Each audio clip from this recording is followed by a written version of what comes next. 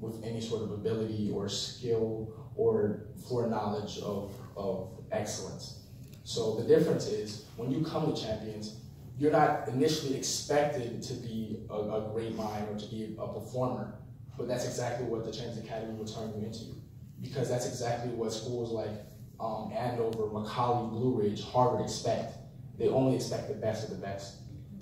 Fortunately, when a boy leaves the Champions Academy, he's equipped with skills that will put him ahead of the curve and that will put him in a position to perform at the highest level. And that's why I feel so strongly about my, of course, my position as a builder of the legacy that Mr. Howard has created. Because I'm currently a freshman at the prestigious Harvard University, and my experience so far has been so seamless and streamlined because of all of the tactics and skills that Mr. Howard has embedded within him. I'm currently the vice president of the first year Black Table at Harvard, which is a club that organizes events for the Black students in our first year. I'm also a member of the Black Men's Forum, which is a group that sort of promotes black male uplift.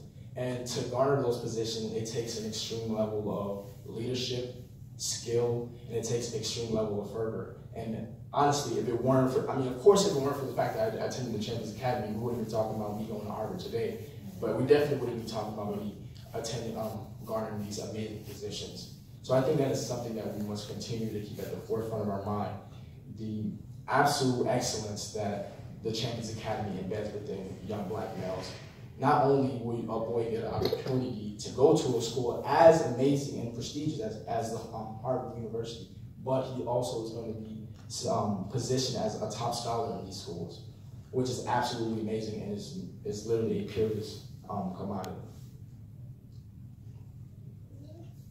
The alumni are one of the most important parts of the Champions tradition.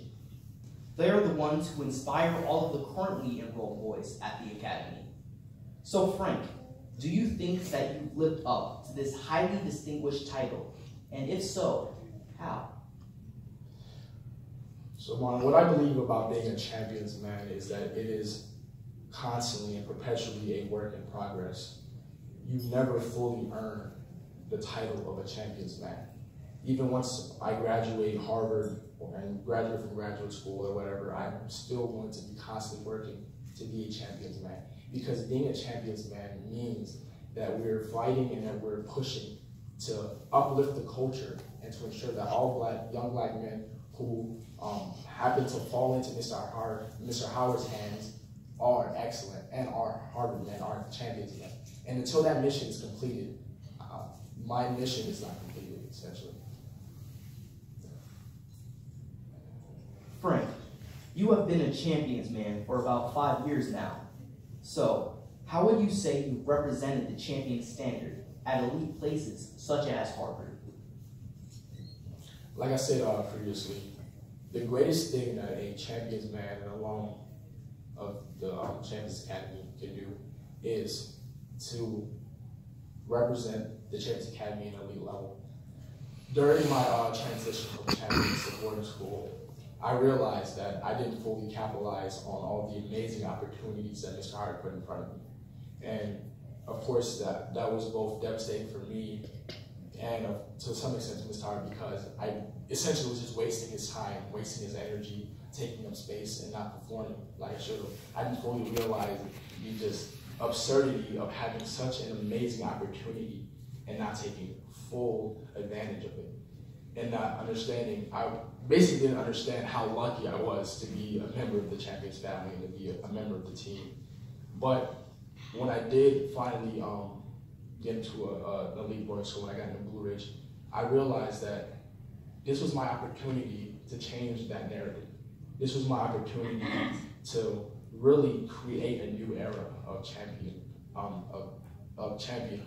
This was my chance to rectify all of the mistakes and errors I made in the past. So when I went to Blue Ridge, I came in with my feet on the ground running, and I came in to prove to everyone who was in that school exactly what it meant to be a champion.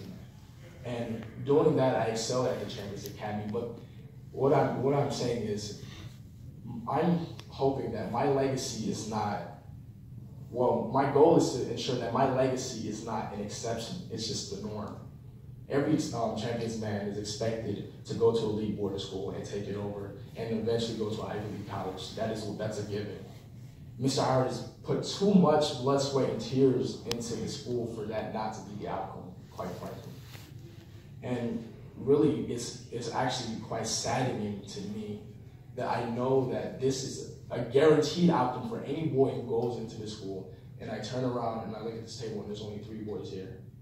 To me, that's absolutely ridiculous. And it's really, it's something that I think reflects upon just the culture in general and just how much we truly care about our children.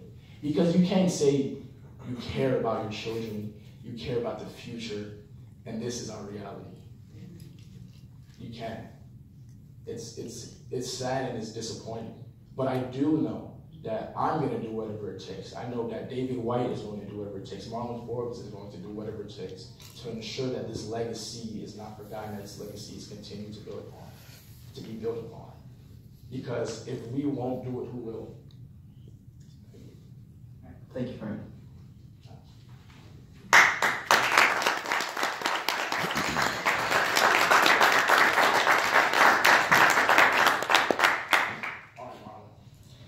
As the current Champions team captain, you're expected to leave an indelible legacy for your younger Champions brothers to follow. Do you believe you have accomplished this goal? And if so, what is your legacy? Well, Frank, for so many years, I've been a champion. And it's really just been a lot of it, Mr. Howard investing into me and giving everything he has. And every day I wake up, that inspires me. That moves me. And only recently, really, I've started to really work with these boys, especially for the Winter Extravaganza. Now, I felt it gave me an opportunity to show leadership and demonstrate my merit and that I was worthy of everything that Mr. Howard has given me. And really, I can't say that I was worthy. I can't. None of us can, really. But my situation especially was one that was, as I said in my message, nearly impossible. And through all that, Mr. Howard just saw through my blindness and my stubborn way of just existing.